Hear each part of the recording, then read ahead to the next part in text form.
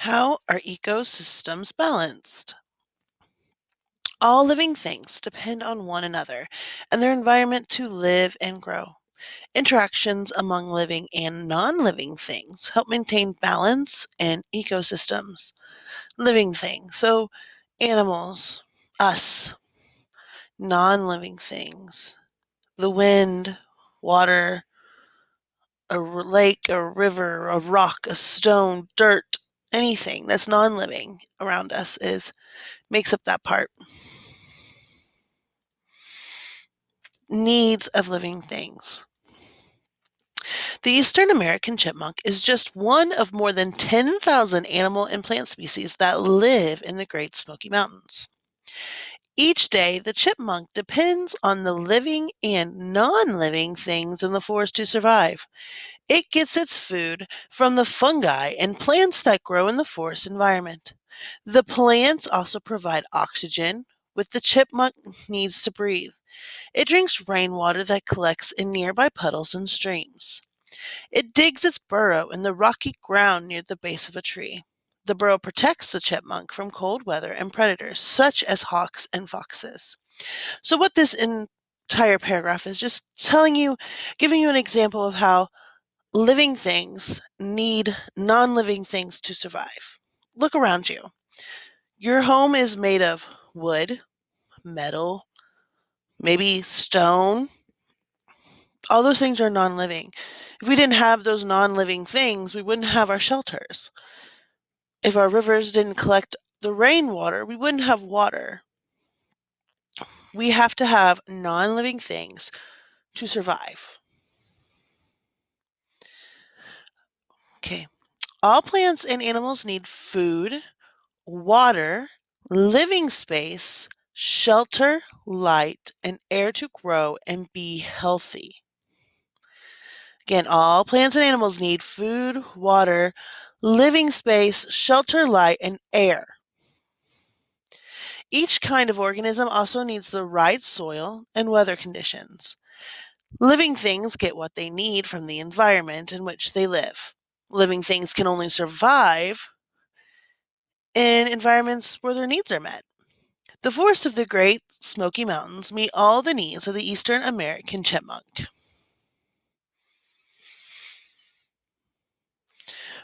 What do all plants and animals need to live and grow?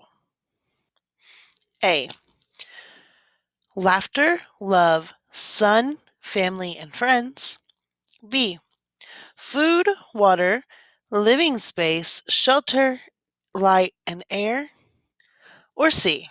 Love, nurture, homes, fun, droughts, and being uncomfortable. A balancing act. Ecosystems are healthy when all their parts are in balance. All the living things in an ecosystem are interrelated. So, what happens to one population affects the entire community. In a way, balancing an ecosystem is like balancing a seesaw. Suppose one side of the seesaw holds the food supply, living space, and shelter for a group of animals. If the number of animals that the food and space will support is on the other side, the seesaw is in balance. If more animals were to get on, there would not be enough food or room to go around. The animal side of the seesaw would drop, and the seesaw would no longer be balanced. The seesaw example is also true for plants. They need water, sunlight, and minerals from the soil.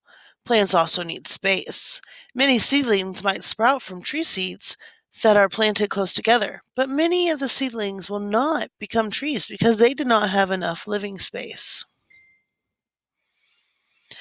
All organisms help keep the balance of an ecosystem. For example, rabbits eat grasses. This helps keep grass from taking over the space that other plants might need. Red foxes eat rabbits. The foxes help keep the rabbit population from getting too large and eating all the grass. The grass and the other plants provide oxygen and moisture that the animals need. Number 2. Who helps keep the balance of an ecosystem? A. All organisms.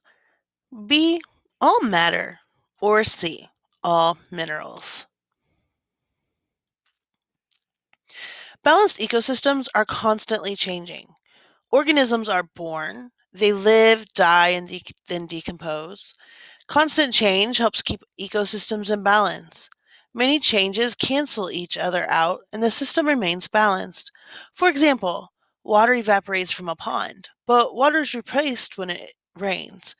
Animals use oxygen in a system, but new plants continue to grow. The plants put oxygen back into the ecosystem through the process of photosynthesis.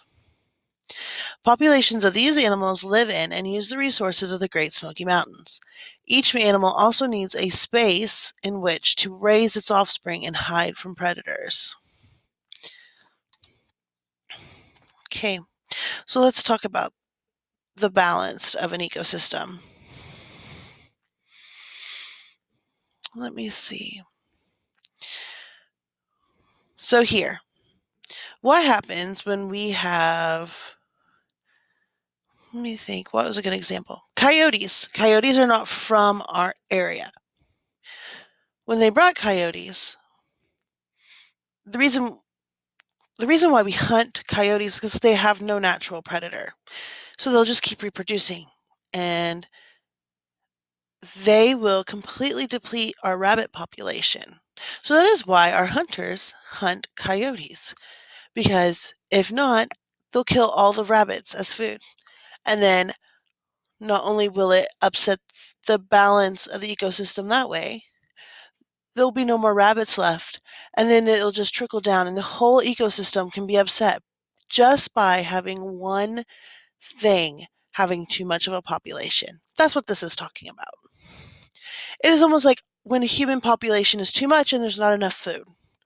The human population will go down because there's not enough food to supply to that system. And it or the human population will consume the food, so there's not enough food and it will deplete. So it has to be balanced, it has to be equal, otherwise it will offset the entire system. Number 3. Ecosystems are healthy when all their parts are A. Unequal, B. Decreasing, or C. Balanced. Number 4.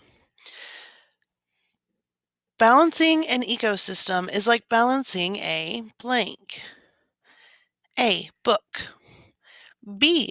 Checkbook, or C. A seesaw.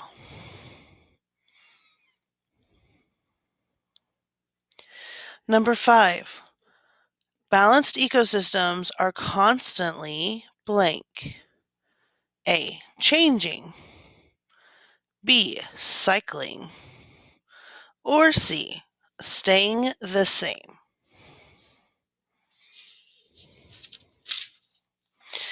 Number 6. Animals use blank, but plants grow and put blank back into the system. A. Helium, B. Oxygen, or C. Water.